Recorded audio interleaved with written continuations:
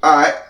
Today on NewbieVeT, we got a special guest. We got Mr. Javierus Gartrell. And the great Ray Montana. What's happening, brother? What's happening? Thank you on the help. Appreciate it. So, man, how you been? I'm good. Living. Okay. Surviving.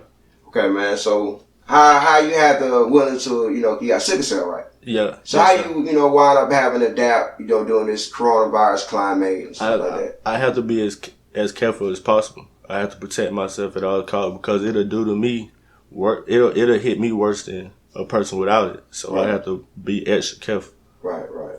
Yeah, and I ain't trying to go yet. So I'm gonna do everything I gotta do. Yeah. So you had how was it like growing up with sickle cell?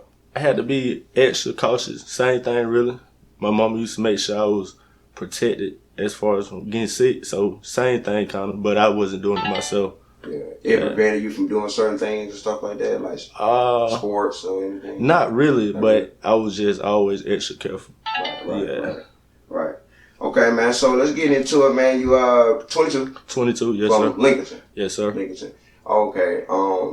Where you reside at now? Augusta, Georgia. Augusta, Georgia. Yes, sir. What made you want to move to Augusta? I mean, people say a lot about Augusta, but I see a lot of potential and opportunity. Right. In the town I'm from, I don't see me growing. Mm. So I feel like if I move somewhere where it is opportunity, I can take advantage of it. I didn't have an opportunity in Lincoln. I'm not gonna stay there because I want to go somewhere I want to go far. So I think me moving here kind of gave me different opportunities. Yeah. So what's the environment like in Lincoln? Like, with just a brief history of Lincoln?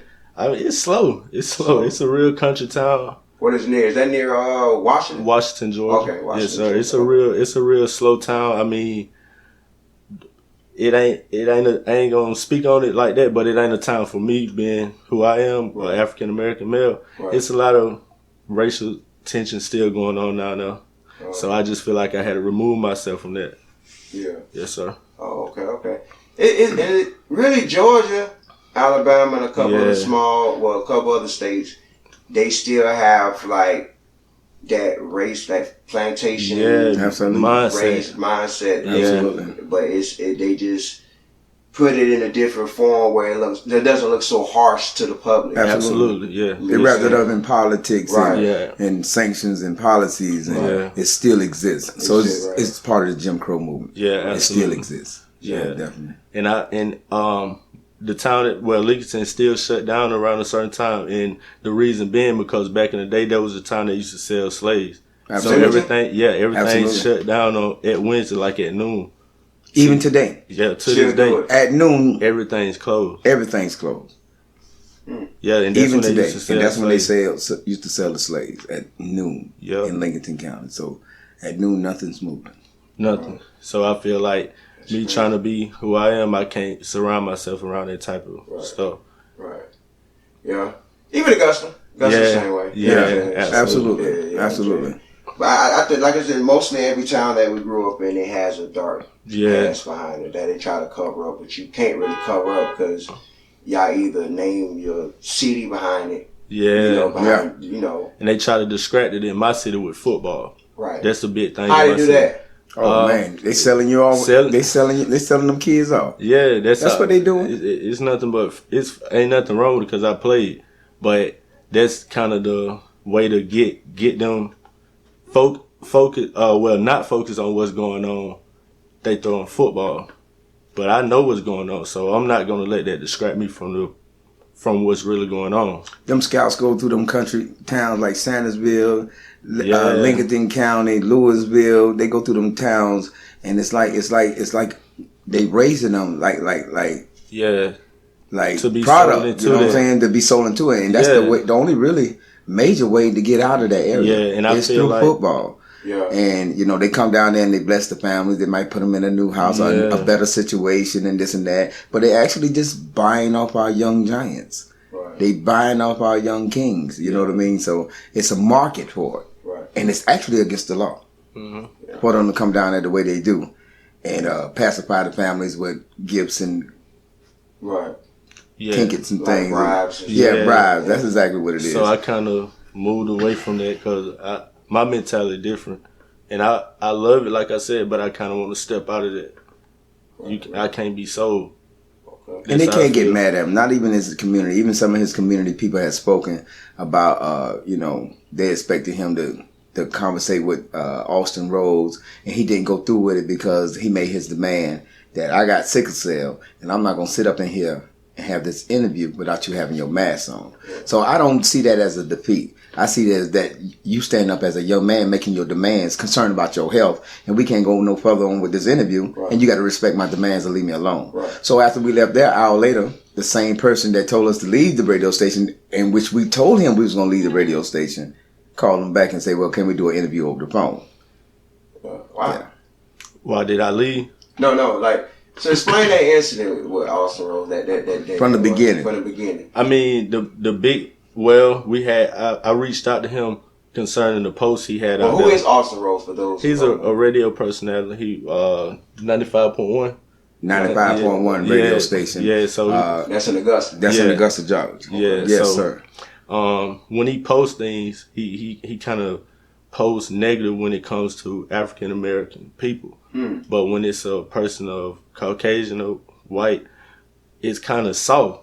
So I addressed him about that because I can't sit there and allow a person to talk down on my brother for a crime that they was only doing to try to get them some money or get them out of that environment. But you got this white person up here who was charged with messing with children, but you're soft on how you put it. So I don't like that because that's division. So that's what he created. The division within the community between the whites and the blacks. Yeah, and that's becoming a nuisance in our community, and it's something that needs to be done about it. And the sad thing about it, he's broadcasting from a black radio station. Absolutely, that's predominantly owned by black. The stock is predominantly owned by black, and that's Beasley Broadcasting. Yeah, so I kind of wanted to address him. I wanted to go to him because, like I always say, in order to get change or bring about change, you have to go to the problems. And I feel like Austin Rhodes is one of the problems in the gospel. So I wanted to address him. And that was that. Okay. So, what was the meeting like when you first got to the station and met him? And the environment was off already. When you first got invited, where did he ask you to? He asked me to come through the back door. The back door? Yeah. Like they used to do back in the day, the Ellington and all that. But he proceeded niggas to the back. Niggas in the back. Point blank. Wow. He was straightforward about it. Yeah. Wow. So he proceeded to say, well, this and that person came through the back door. This and that person came through the back. I don't want to hear that. That's them.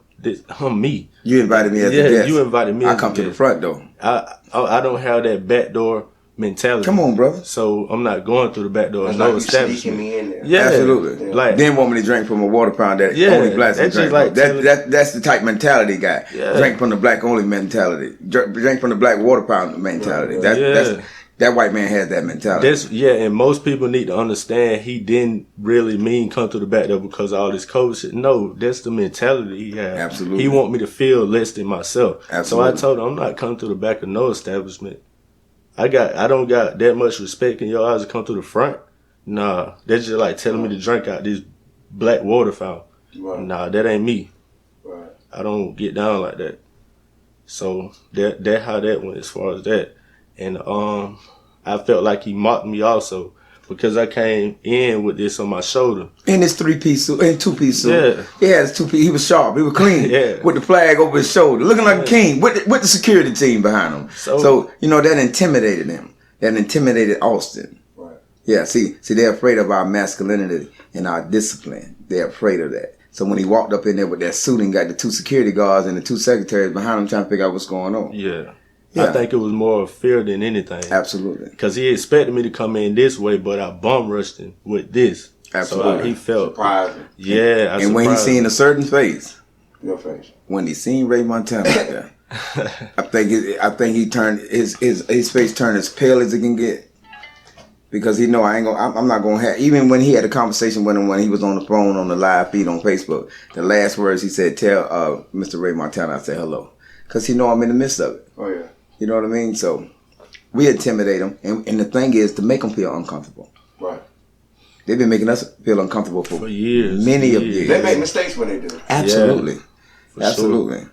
So that's our thing. You know what I'm saying? You make them feel uncomfortable, and don't be so apologetic. Yeah. You know, we can't be apologetic on our stand. Right. I'm not apologizing because we walked up out of there. And even for some of the people in the black community saying that he should have stood. No, he shouldn't have stood. That's what y'all normally would have did. Sat there and tucked them insults or tuck them demands that he threw away and looked at you like, are you crazy? This is my studio. No, you invited me here. Either you're going to listen to my demands or I'm going to leave. Yeah. Right. Because I'm thinking about my health. He has sickle cell. Yeah. Your brother has sickle cell.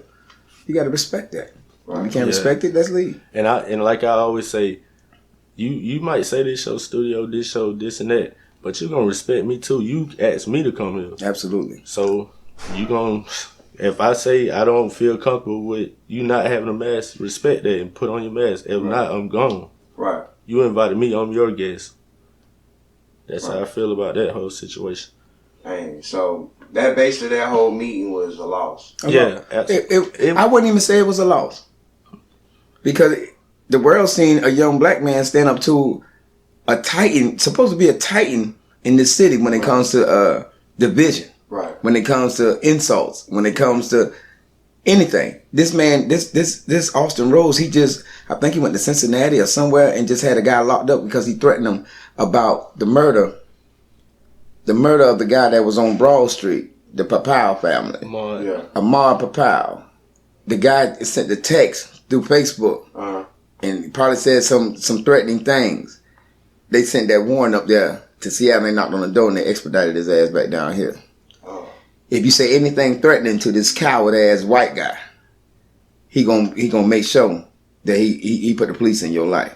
So it's a way you got to talk to him. So since he handling business like that, we handling business like we handle it. You either gonna respect our demands or we gonna walk up out of here. Actually, we don't even need your platform. Right. Our platform is way bigger than your platform at this moment. You understand? Because black lives do matter and street justice is the movement. Right. And we are street justice. We the only ones that's actually implementing and trying to change policies and create criminal sanctions within our community to help the citizens and protect the citizens from the police officers. Right. So they can't say nothing about me. You know what I'm saying? They was trying to assassinate me at the same time they were trying to assassinate him, saying that Ray Montana don't speak for everyone in the black community. I didn't never say I speak for everybody in the black community. I speak for the majority in our black community. Right. And I don't think as a minority. I think as a majority. And I'm strong. And they can't stand that. Right. They can't stand that. I'm real strong. Right.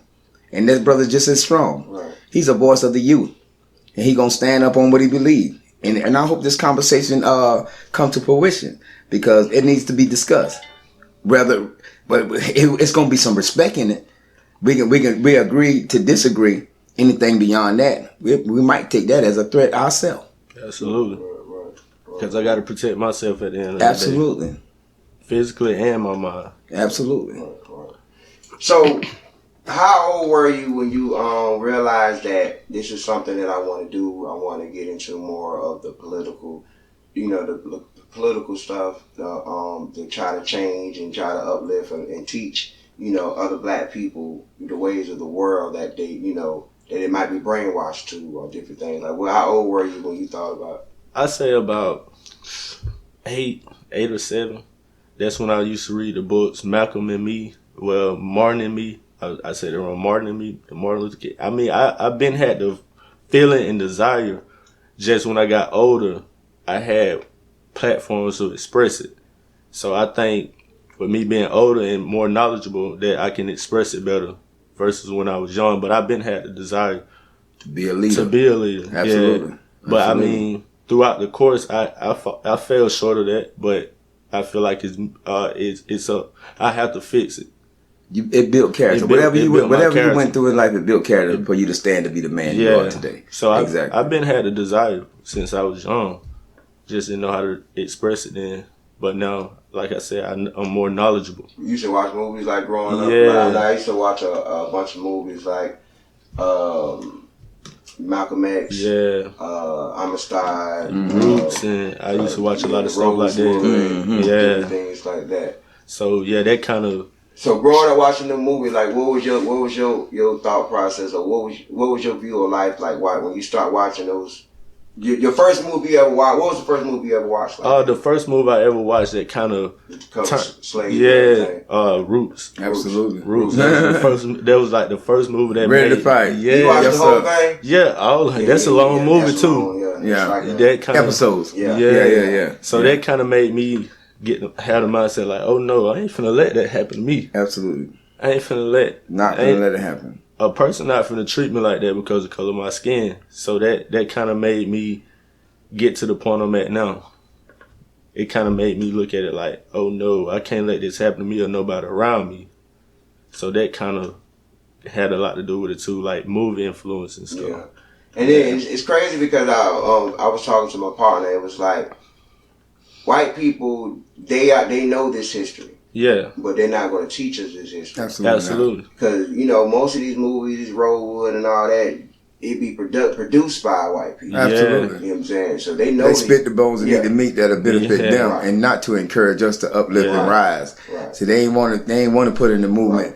Put in the movie when the black folks rose against it. Yeah. You know what I'm saying? They killed it right then and there. Yeah. And so they need to bring roots back when they rose up against it and they fought against them, like the movie Django, because there was rebels out there like that. Yeah, absolutely. And I feel like in public school, which I'm not down because everybody need an education. Absolutely. But enough about the true history of our people wasn't taught, and I never understood that.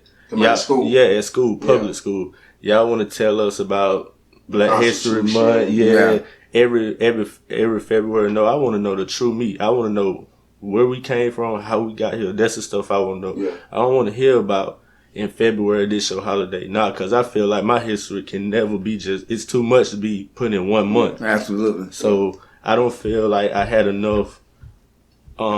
They didn't teach us enough about my history. Yeah, a lot of people say that. Even when I went to school, like, we didn't never learn. We learned Black history in February. Yeah. And even in Black history, you only learn about the same Black people. Absolutely. The over and over. Like, there's only 4. Over and over. That's it.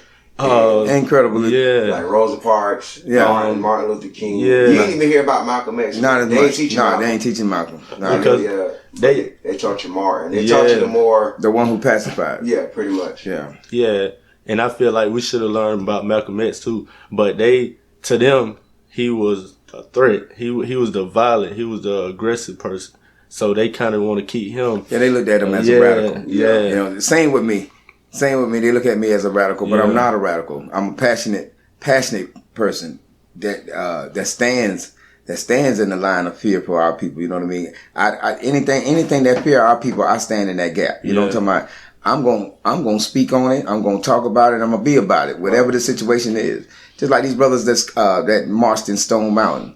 I'm ready for that action. You know what I mean? I'm ready for that. Oh, that was beautiful. Oh, that was the most NFAC. Come on, man. And I'm in contact with them brothers. So we corresponding. So what we going to do, we going to join, my frontline steppers and our resistance team definitely going to join that coalition. So we're going to be part of that.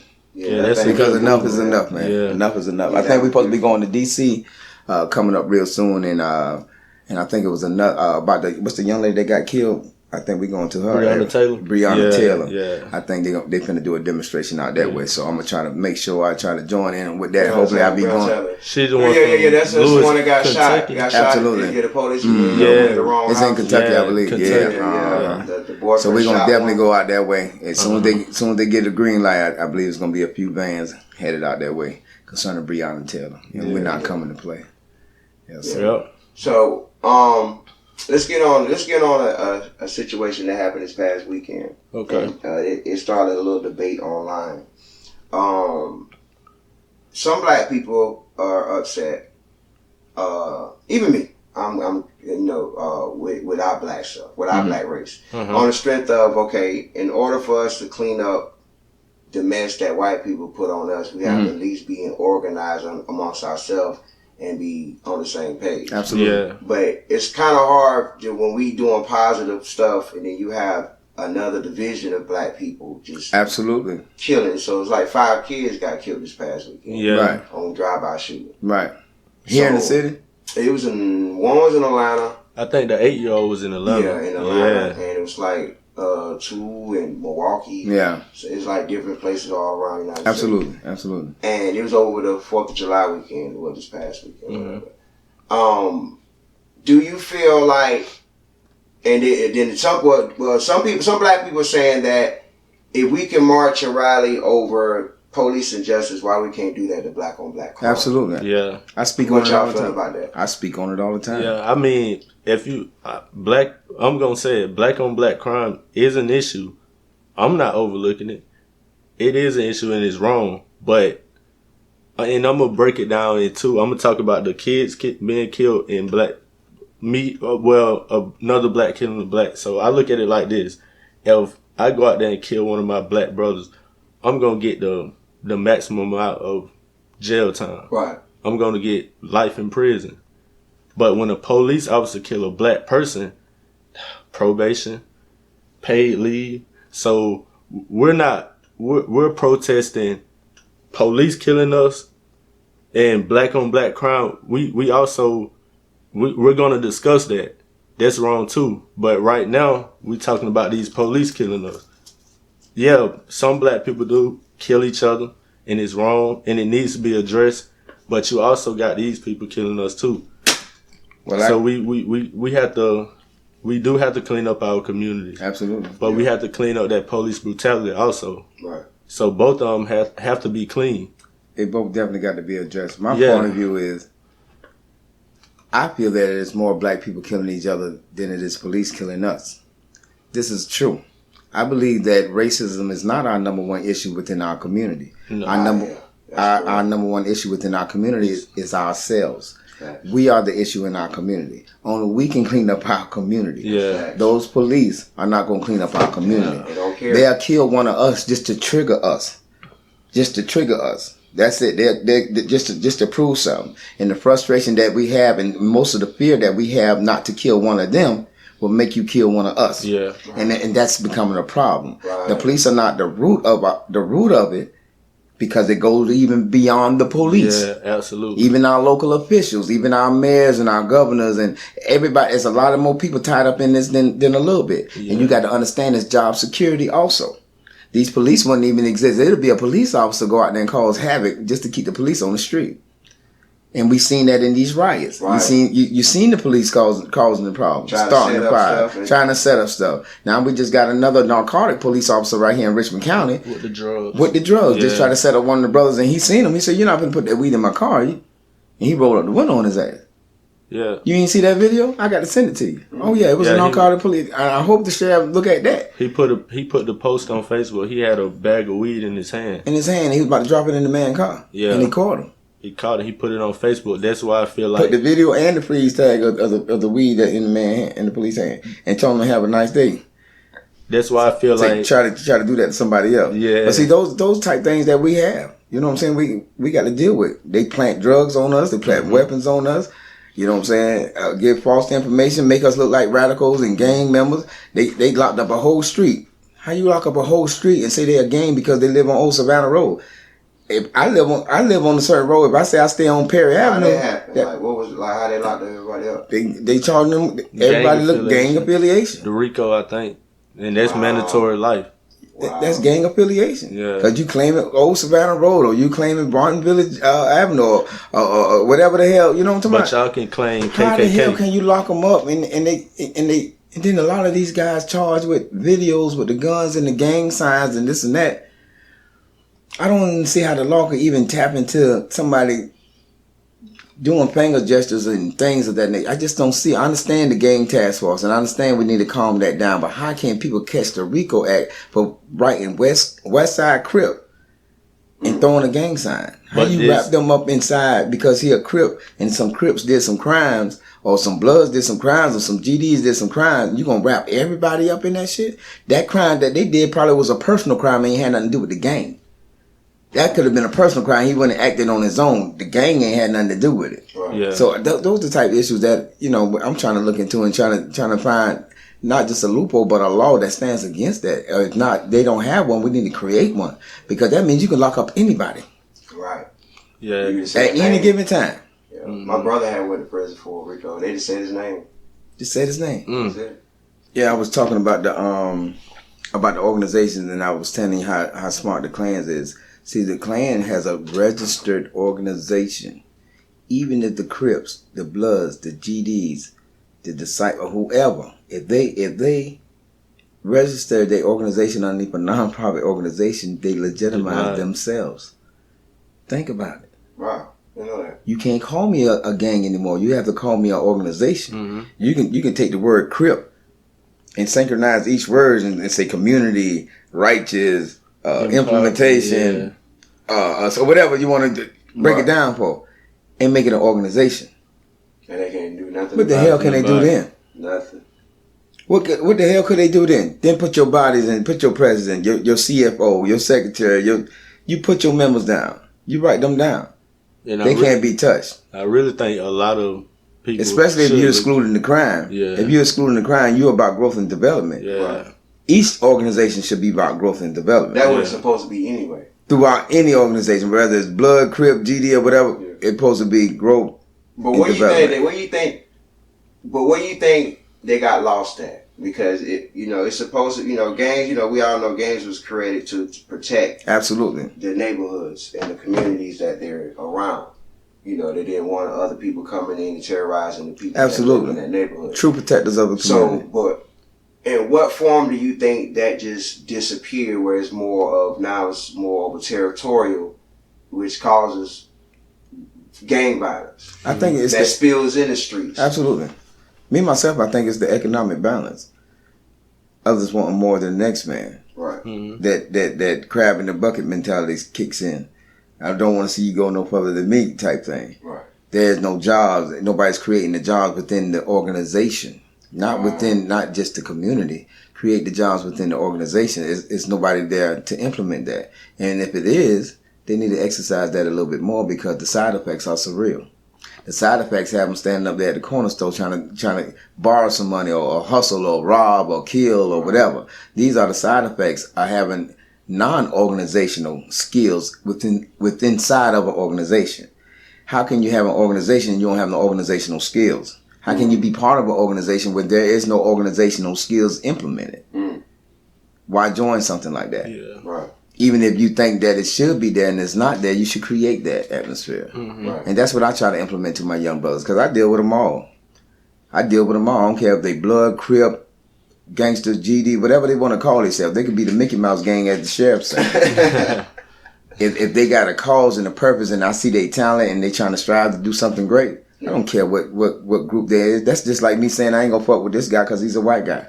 Or I ain't gonna fuck with this guy because he's Iraqi and like I'm labeling him as gangs. Right. Nah, I'm not gonna do that. If this young man has a talent, he's a Blood, or this young man got a talent, he's a Crip, I'm gonna try to enhance that and try to get them to where they need to go so they ain't got to commit no crime. Right. And if all of us just do that with each other, I think we can have a better community. Yeah. And we also got to let them know, and we got to stroke those young brothers and them young kings' ego to let them know they are our protectors of our community. Right. They are the ones to keep the violent police out the community. Mm-hmm. They are the ones to keep the elderly and our women protected from these strange individuals that's coming in our community. Right. I don't care if it was a black man came in our community causing havoc. We need to run his ass the fuck up out of there. Right. Yeah. If it was a white man coming in our community, we need to run his ass the fuck up out of there. Right. If it's a police coming in within our community, causing havoc within our community, harassing our people, we need to do the right protocol, take the right procedures, and get him the hell up out of our community. Right. That's what our gangs should be for. Yeah. Exactly. And I feel like me being young and seeing it, being around it, I feel like it's my duty to reach the gang members also. Absolutely. Yeah. It's my duty to do that because if we form that unity within Bloods, Crips, GDs, we're forced to reckon with. Yeah, it's it. That's we're it. forced That's to be all we reckoned need. with. And see the law's so tricky that even if you affiliate yourself with these guys, you damn near get a conspiracy charge. They see you affiliated with these guys, but see, I put it broad on TV. I started a GED initiative just for gang members. Yeah. Put it on TV. Got a couple of Crip leaders and Blood leaders to speak on the situation and this and that. And we implemented some things. We saved some lives. Some people are dead and some people in prison right now to this day. Yeah. But we made some changes and we need to go back at it again. If it worked one time, it work again. Hopefully we get more numbers. Yeah. So once again, when they even come, and I'm trying to tackle this because there's a lot of cases in Richmond County right now, about the hundreds of these young brothers locked up on the RICO Act with these charges, 16, 17 years old, looking at life sentences in 400 years. 3 counts of RICO in 400 years. How many life sentences is that? And the sad thing is, that's my son facing those charges. My child. And I'm out here fighting against this bullshit. I got a son that's looking at 3 counts of the RICO in 400 years. And just turned 17. Just because he posted some shit on Facebook. And he was with some niggas that probably did some bad shit. If that's the case. Or he's affiliated or talked to him. But you wrapped up in the RICO case now. Because your mama, I got 0 tolerance. You can't come to my house with that and your ass going to be in the bed by 9 or 10. Right. You know, we don't play that. Right. But your mama, she tolerate that. And see, that's another thing when these single mothers and these fathers that's not involved. I'm involved with this life, but they hide them from me. They keep them from me. They let them smoke weed with the mama and all that type shit. See, I got 0 tolerance for that. Right. You ain't gonna twist up no fingers in my house. I'll break them motherfuckers off. Yeah.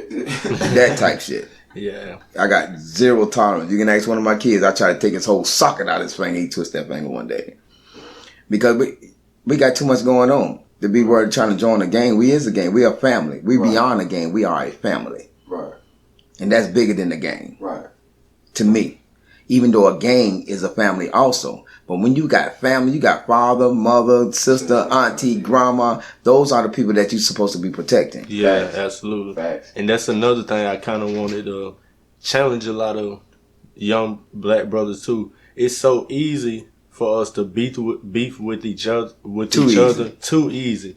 But when it's coming from a person, a Caucasian person, the same energy is not. It's not there. It's not there. But it's so easy to call me your op or pull up on me and do this to me. Yeah. But you see what these people doing to your people. Yeah. But it's I'm staying out of that. I ain't got nothing to do with that. Right. No, the same energy should be implemented into that. Yeah. Absolutely. Yeah, and then it's like I said, growing up. You have these stereotype things that you've been taught, and you might not even believe in these stereotypes, but you've been hearing it so much growing up that you just wind up believing it by accident. Absolutely. There's like black on black crime. When I heard of black on black crime, I thought we was killing each other the most. Yeah. Like, I'm like, well, damn, that's not a white on white crime. Crime is crime. Not a Mexican on Mexican crime. They don't label it. They don't label it. Yeah, they don't label it. You're the only one with a label of black and black crime. Yeah, absolutely. But it's crime is crime, period. Right. There's no such thing as black on black crime. There's no such thing as white on, it's crime. Right. But for them to label us as the instigators, that's a problem. Yeah. Because it's a lot of white people killing whites. Right. It is. Just like the police officer just killed his girl here in Augusta. Yeah, they ran a Columbia County and barricaded himself. And he left there without incident. He had a standoff with Richmond County. If that was me. But without incident. But it was one of our black ass. The door would have been kicked and I would have been killed. And they shot at James Brown, didn't they? Oh yeah, they shot at James Brown. See? Yeah, they shot at James Brown. But they ain't shoot at the guy that shit. No, they was reasoning with it. Yeah, they was definitely reasoning with it. And even Austin Road had some nice things to say about him. They was out there praying with it. Ain't that some shit? Praying that they was praying to God for him to come out. All of that. But if that was me, they would have kicked the door down and killed me. But you shoot at one of the James Brown. Yeah. Mm-hmm. Wow. So it's they got to stop. Yeah. Wow. Absolutely. Yeah, that's amazing. Yep. Yeah. But that's what we faced with, man. And I just wanted to give the young brother another platform to discuss what he was going to discuss with Austin Rhodes, and because it's not right. Like we say, he's creating division within our community. Mm-hmm. I know years ago, my mom and them, when we were younger, we protested Austin Rhodes, and it really didn't give no impact or nothing like that. But throughout time and throughout the years, I learned different ways to assert the pressure that we are about to apply on Mr. Austin Rhodes. Mm-hmm. And it looks like I said, it's black owned. And actually, we got stock in Beasley Broadcasting. So I want to try to encourage these young brothers that's getting into these stocks, and they adding that stocks on their phones and stuff like that. Look into Beasley Broadcasting. That's build it up and then snatch that stock. I believe it's like 50 or 60%, 65% black owned stock in Beasley Broadcasting. That means it has the black power.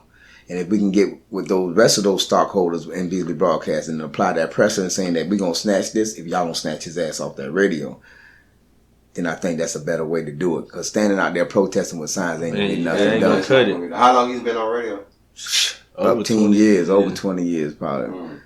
So nobody really applied. So he's been preaching that hate. That hate for years. And I for years. I can't wait till you listen to the radio station. I'm gonna check him out. Yeah, and you'll be amazed some of the things he said. He'd call you a porch monkey, a monkey in the cage, a dog in the cage, just straight savages, animals. 20 years of bread and water. Now you're looking at 20 years of bread and water. Congratulations, that type shit.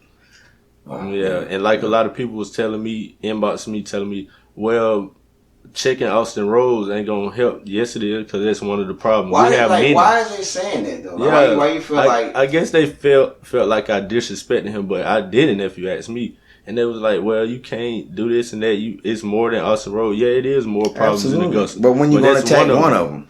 Let's go. When we going? Let's fix this problem right here. At least expose it. That's exposing and that's not act like it's not there. It's there. It's there. And then we can go on to the next thing. Yeah. After we have this discussion and y'all don't do nothing about it, but we letting you know we know this is part of the problem of the division within the black and the white community. And most of his listeners are white. Race is white. Yeah. Yeah, pretty much. And yeah. You be saying that. And if you hear the comments and see the comments up underneath some of them videos, you'll see that the majority of them are racist. And what some of our people need to understand, it's more problems, but we have to follow protocol. Let's attack one at a time. Absolutely. Because if you try to handle so much at once, you're gonna lose yourself. I'm not trying to lose myself. Yeah, because every case is different. Yeah, so let's handle one person at a time. And Austin Rose needs to be handled because he's a big problem within the community. It's too much division coming from him, given the platform. Right. So, we need especially on a platform like that where you got so many listeners. Now, I'm gonna read something that one of the listeners and one of his guests on his page said in the comment. Okay. And it says the Austin Rose show on there if your camera's zoomed in on it, but Austin Rose show. You see it? Okay. And there's a comment. It says, honestly, Richmond County is like Fulton or any other crime-ridden communities in Atlanta. If it were to burn tomorrow, we wouldn't lose anything. Please keep your trash and politics out of Columbia County unless you want to go swim in the lake. So that what you gonna? They talking to the protesters. They talking about us. You gonna kill me and throw me in the lake? You gonna drown me? What you mean? Whoa, that's a threat. Yeah, and you got people. And they saying that his wife is a Richmond County school teacher. Yeah, she's from Lincoln, I think. Wow. That's keep crazy. your politics. That's in Columbia County. Oh yeah. Yeah. So keep your politics and trash out of Columbia County unless you want to go swim in the lake. That's a threat. And these the type of people he got following him before. But there's a lot of that in Columbia County. Yeah. Oh, absolutely. That's why I don't go to Columbia County. And these the people that follow you. This the mindset. So if you allow that tells me your mindset. Because if you're not racist like you claim, post something out there. Okay, if you're gonna come on my page with this racial slurs and tension, don't comment. But for you not to take that action, show me a lot about you. And for people to come at me saying, well, this and this and that. Oh, you see it. It's out there. So why be mad at me? Be mad at him. Absolutely. If y'all want change, be mad at him. And help me get this man exposed. Right. So that's kind of where I was at with that. Yeah. The whole, but it's more issues we have to fix. I know that. I know there's one issue, but there's a new issue that arose that has been talked about amongst white people. There's a couple of videos I've been seeing that people have been sending to me, basically about now white people feel like they feel like black people are using the black card a lot lately. They feel like since the George Floyd and Breonna Taylor and all these other deaths, they feel like they scared to even say anything to black people out the way because we're gonna feel like it's racist. Good. We're gonna feel like it's this, and that. So white people are complaining now. Wow, okay. It's amazing. Yeah, right. welcome to our world. Yo, you know in our shoes now. Yeah, so I've been seeing a lot of videos of white people complaining. Yeah. It was you seen the video? They put Black Lives Matter. Like they sprayed Black Lives Matter on the road. Washington D.C. And the white lady had painted over it. Right, yeah. She need to go to jail. She did. So she went to jail for it? Both of them did. Both of them did. It was two of them charged with it. They were charged with a hate crime. Yeah. Yeah. That was crazy, man. That's crazy. Who the hell told you to go out there and do that? Yeah. You had to have the city permission to do it, first of all. Then you go try to erase it, like you got the right to go erase it. And her and her husband. And look where they at with it. They in Washington D.C. where the president sits. So for him not to address that's a problem too. Right. He's not going to address that. Yeah. It's not going to address that. It's not big enough news for him. Yeah. Yeah. We all know Trump don't care about black people. Hell no. So even if it wasn't if he comes out and say something towards the black people, we won't feel genuine. It won't feel genuine because you haven't shown anything that you for the black people. And I'm not telling nobody who to vote for, but what black people have to understand about Trump, he's an opportunist. So for him to be sending out these checks and $1,200, $10,000, that's for votes. That's for votes. Yeah, so don't fall into that. Vote for me. That's basically all the presidents. Absolutely. Absolutely. Let me ask you a good question. Do y'all feel like we need a president? Honestly. Good question. I can't. Do you think the United States can? We got to have a structured government. Yeah. Right. That I believe. Right.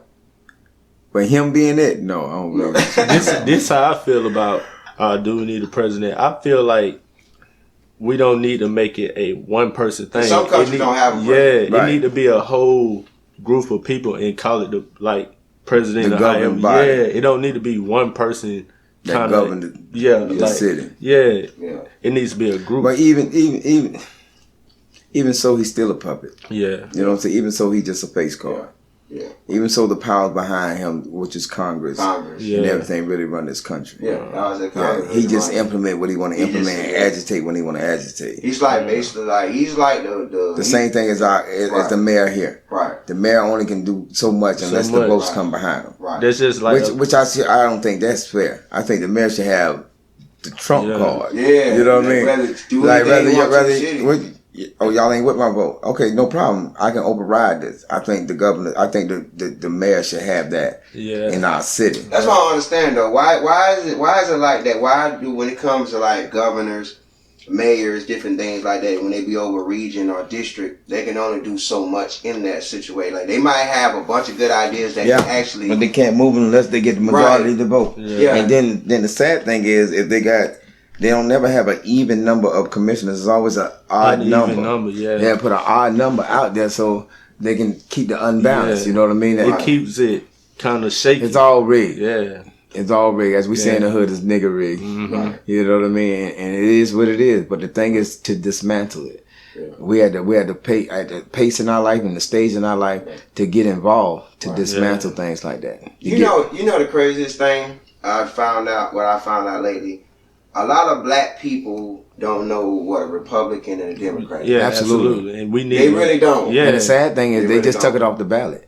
You won't see the R or the D on the ballot. So you don't know if you vote Republican or Democrat. Right. It's not on there. They took it off. Because everybody don't know what Democrat and Republican mean. Some people just go by names. Some people don't even know the candidates. They just vote. Right. And they're just going by name. Oh yeah, Trump. You see his name all the time. Yeah. And then some people don't even know who the candidates is. They, especially locally, they just voting. Yeah. They just jumping on the bandwagon. So I think it's up to the candidates to go out there and tell who they are. Yeah. Especially within our local government, we got to get involved. And I'm trying to encourage more young people to get involved. Yeah. Because we need some more young leaders to get rid of this old stinking thinking. Old school thinking. Yes, sir. I hate to say it like this, but a slave mentality. Absolutely. Absolutely. Nowadays, you just got to give to and roll. Slave mentality. Did you hear about in what was that, Louisville? Yeah. It was in Sandersville about the 10-year-old. My secretary, 10-year-old son.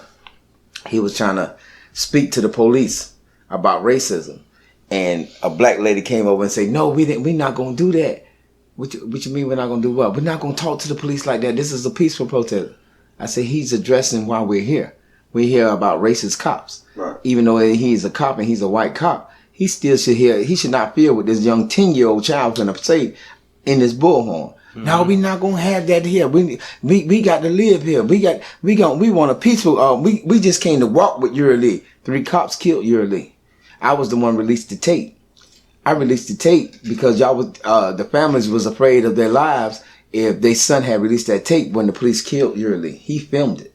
When he filmed it, I was called from Augusta to go down and to get the tape to give to the media, to the proper media, somebody that wasn't going to chop it up or mislead it or edit it or something like that. So I got it to the media. Then when we come back down there to apply the pressure after 3 years later, y'all still scared. And you know what y'all scared to talk to these people. And y'all did let a 10-year-old child Y'all snatched the bullhorn from a 10-year-old child because the first thing he said when racist police, what he was gonna say something about racist police. Why are y'all being racist? We human just like y'all. Why y'all trying to hurt us? That's what the little boy was trying to say. But they ain't let the boy say nothing out of his damn mouth. And my response to that, I just gave it to him all out raw on the post. I said, if you continue to be scared, it will continue to happen. Absolutely. You have to stand up. You got to stand up. So a 10-year child show out and these old little Uncle Tom ass people. And I'm going to tell it like it is. That. You can't be like that.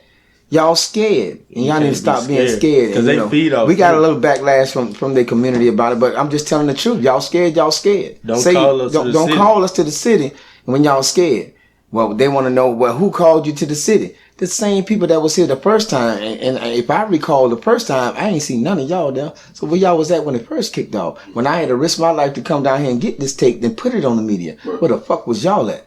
Right. But none of y'all was to be found, but you want to talk shit about me. Right. I stand for the people. I don't give a damn what city, state, or county. When they call me, it's just one call. I'm coming. And we're going to apply the pressure. Don't call me if y'all ain't ready to apply the pressure. Yeah, that's great. That's like one sad thing because you already have a battle amongst a different, culture. Absolutely. Race. Absolutely. But then it's like you got the with whites and then you got battle with our own people. Yeah, in the way. And this would just be over dumb reasons. There's something because you don't take out the time to learn the knowledge. Yeah. You don't try to understand it. So and I understood, and I definitely understood when one of them said, "Well, we got to live here. Y'all ain't got to live here." I understand that. Yeah. But when it's gonna come a time when y'all gonna have to take that sacrifice and make an issue about this situation? Right. The day can be the day because all take another call. We'll be back out there with 100 more people. Or if it takes someone to assassinate one of their family members. Yeah. That's what it's gonna take. You gonna want that same person, same audience to come out there and stand up and support you. Yeah. So like it only affects them when it hits them. Yeah, absolutely. When it hits home. Absolutely. And I feel like we at a point in time now. We can't be scared. Right. We can. Cause they feed off that. I'm risking my life. They feed off that. Right. Ain't no more being scared. Nah, we can't do that no more. Ain't no more fear. That ain't. If we gonna die, we're gonna die for a cause. Yeah, for a cause. And we're gonna leave a legacy. Yeah. And if somebody kill me today, it's gonna be a revolution tomorrow. Yeah, absolutely. It's definitely gonna be a revolution tomorrow. And that's why I tell a lot of people, your phone have to be rolling nowadays. You have to keep the cameras rolling. Right. Yeah. Because you never know that's part of the revolution. Try. Right. They want you to cut it off though. Some cops try to get you cut it off. Yeah. Oh no. Cut yours on. Mm-hmm. Cut your body camera on. Because most police cut their body camera off once they come to your car. Yeah, that's true. So you cut yours on, and I'm gonna cut mine on too. Because police, some police they be trying to use these bad these. Some police they're not really educated in the streets. They think they might have a few street slang, and they try to use those tactics. So they'll bend over, they'll go over and maybe use a dirty tactic to get the truth out you. Right. But not knowing they fucking themselves over in the process because they just violated the law by trying to get the truth out of you. Yeah. You may have weed on you. Right. You know what I'm saying? Yeah. But the act that you did to find that out wasn't proper protocol. Wasn't protocol. It wasn't within protocol. Right. You try to use your supposed to be street knowledge to your advantage, and you wrong. You try to use his white privilege most of the time, and some try to use their authority privilege. Yeah, because they know they protected by their immunity. And see, that's another law that we got to attack some kind of way. These police get away with murder because they have immunity, and that I don't care. We got to take it to the Supreme Court. If it take the rest of my life, I got to figure out how we can get that immunity to have criminal sanctions implemented within that immunity. And because it don't make no sense that they can kill you today and walk away tomorrow. And a lot of people always say, well, it's some good policemen out here. And I'm going to keep it honest. I never ran into a good policeman. Well, I have. I got it's several in Richmond County. Yeah. It's several here in this city. I must say, I've never seen a city like Augusta with so many good cops, but it's a bunch of bad cops here too. I feel like when it comes to the cops, I think it's your mind. Yeah, I think they need to do better. They need to evaluate who to make a cop. Yeah. Absolutely. Some of them not mentally stable, and they're scared. Yeah, and you know what? That fear is a real issue. Yeah. To be a police officer and you fear for your life every day the way you fear, because fear will make you kill the next person instantly. And you know what I noticed and I kind of learned along the years, it only take like 12 weeks to be how long does the police training thing? Yeah, like police academy. It's less than 6 months. Okay, something like that. But so I feel like some of the people who go in there, you don't know how they are. Yeah, they need to be psychologically evaluated also. And trained. Yeah. To how to adapt and to handle certain situations. 6 months is not enough time. Same way they need the same training as the Army. Absolutely. That real extreme training. Absolutely. Mind, teacher discipline, stuff like that. But then some of them come out the Army and join the military and they dealing with that PTSD. Yeah. They dealing with and that shit. Cops. And they be cops and they think they're in the war zone and that's why they need to vent them a little bit more. I seen a good post on Facebook that I really like. It say, you know why KKK wear a mask? If you ask me, one is fear, but when they take the mask off, it's your policemen, your doctors, your lawyers. That's why they hide. That's all they were back in the day. That's why they hid their face. Yeah, that's all back in the day because they was a local politician. They didn't want to mess up. And they trying to make it seem like it was a bandit. Even when the sheriff standing up there talking about the Klan, them his boys, and when the sheriff ain't up there, the mayor up there, the sheriff in the Klan.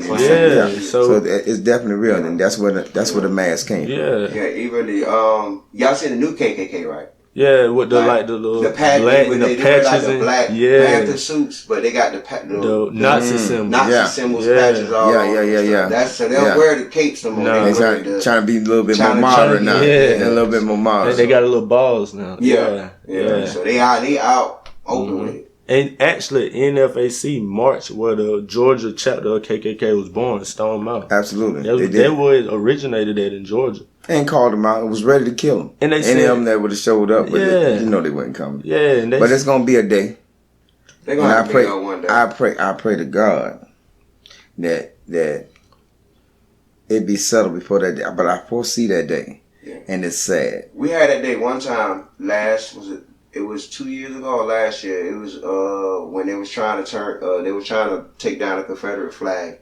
Remember they said Confederate flag, they need to be put down. So they taking the Confederate flag down everywhere. Yeah. Absolutely. In Columbus, South Carolina, it was a big thing. They had the KKK. That's when I first seen the KKK. At the State House. Yeah, at the State House. I remember that. And the KKK was out there, the black people was out there, everybody trying to they saying racist shit back and forth, people trying to fight. That was a crazy. Yeah. I seen that whole video. I just foresee it happening. And a lot of people think our city is expendable, but it's not. No. It can happen here. Right. But see, and the thing I want people to realize, especially our young soldiers and our young gangsters, you can't win this war with gunpowder. You can't. We can get these motherfucker hillbillies that's coming out these woods and want to cause a problem with us. If they try to come knock one of us off, we knock their ass off as they come. But they got to remember the military can point something at your ass and fry your brain ass right there where you stand, from miles and miles away. And we're a military city. So until one of them motherfuckers attack us, we won't attack them. Yeah. But if they attack us, they're going to feel the pressure. They're going to see the resistance. I promise to God. And I'm praying for them every day. I pray that they never interact in this city ever.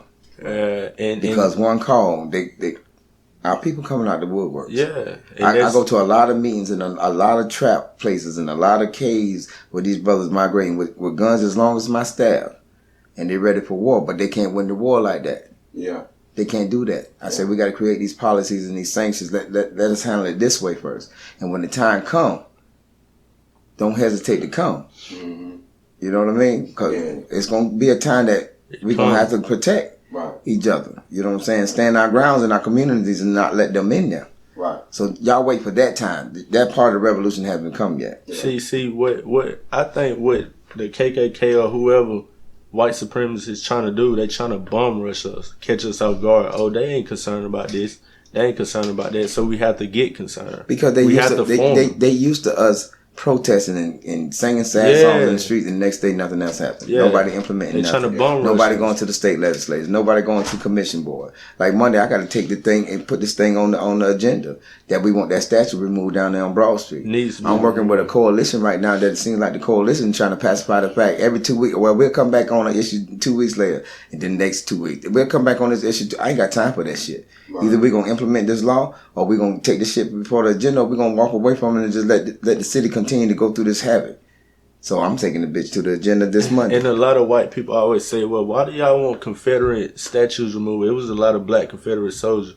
But what they don't tell us y'all put those black soldiers on the front line to die. Right. And y'all also made them go, or you was gonna kill them. Absolutely. So.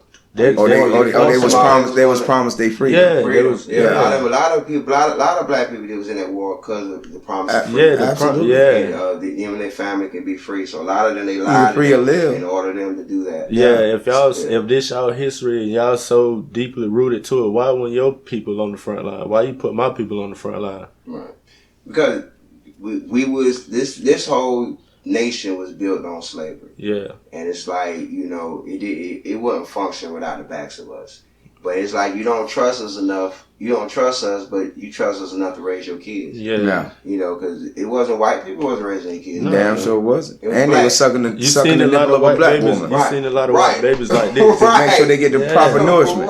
But you hate us so much. But you let your baby suck on the nipple of a black woman so that baby can be healthy. They trying to figure out why our baby's so big boned and strong. Yeah. Why these muscles develop so strong. Maybe it's in that titty milk. And let me get some of that titty milk. Or I'm gonna kill your black ass. That's the mentality they have.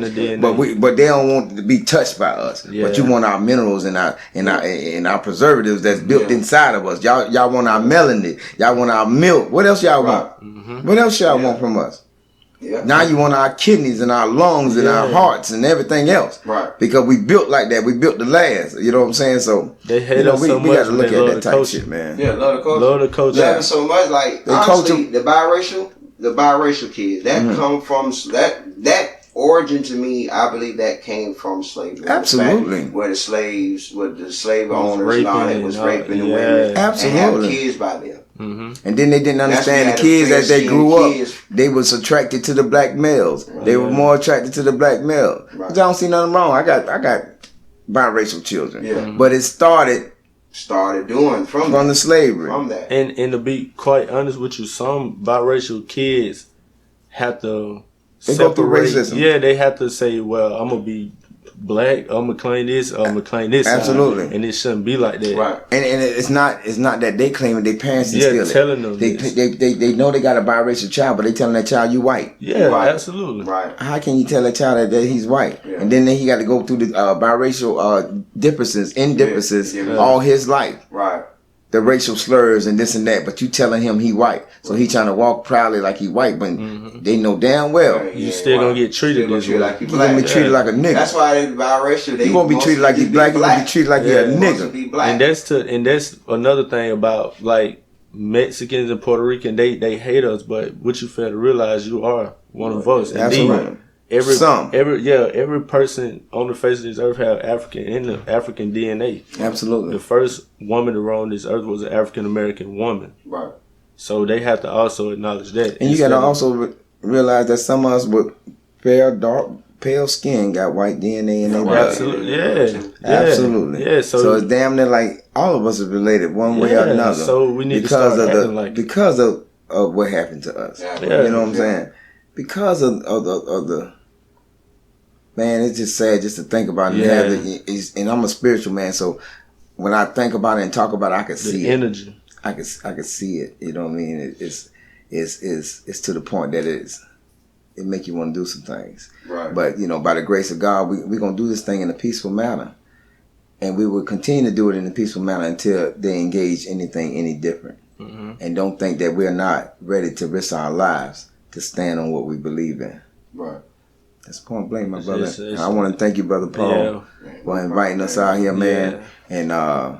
And hopefully the younger people see a younger man standing up for the same type of issues that I stand up. I know a lot of people see me out in the community, but you got a youth leader right now. He's the youth director of CSRA Street Justice Council, and he's a powerful individual, and he's our future.